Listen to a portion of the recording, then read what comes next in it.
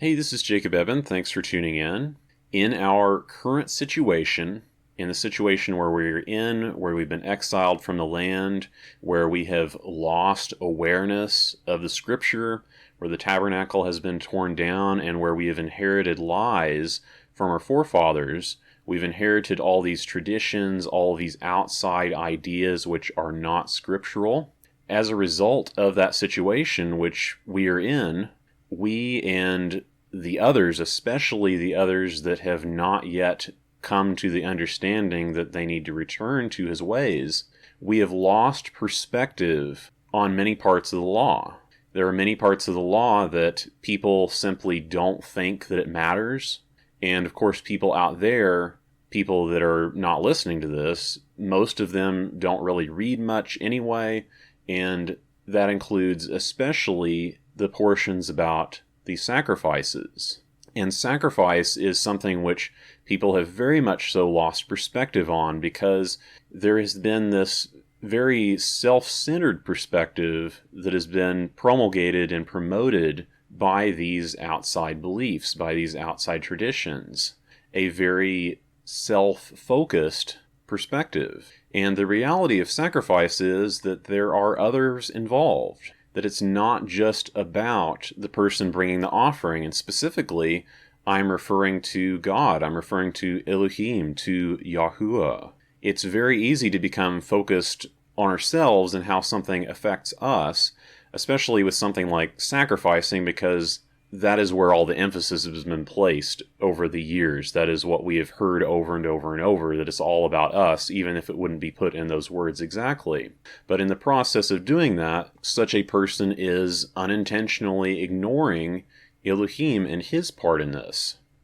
Throughout Leviticus 21 and in other passages in the Torah, the sacrifices or aspects of sacrifices are referred to as the bread of Elohim, or the food of Elohim. Now, this might seem strange if you've never heard that before, or if you've never really paid attention to that as you've read it before, but it is repeated a number of times throughout this passage and elsewhere. And it's something that I believe we should be considering whenever we are thinking about something like sacrifice. The reality is that sacrifices are a part of the Torah. They are a part of the commands regarding the feasts, the holy appointments, and they are a part of other parts of the law, even if the tent of meeting is not currently in place. And as we all know, we're not allowed to add to the law or take away from the law, as described in Deuteronomy 4:2 and 12:32 or 13:1. And if someone were to come along and say those are no more, that the sacrifices are supposedly no more, would they not be going against the Torah? Something which I have recognized over the years is that sacrifices and offerings are not just for sin or for covering. For example, the Passover is not a sin sacrifice. Despite what one will be inclined to believe based upon all the traditions and all of the later ideas surrounding the Passover, that is not how it is framed in the Torah. It's not framed as a sin sacrifice. Also, the tribute offering in Leviticus 2, this is sometimes called the meat offering or other things, the gift. It is an invocation, as I would understand it, and it is for an appeasing smell. It is not described as covering sin. Instead, it is in tribute to him, in tribute to Elohim.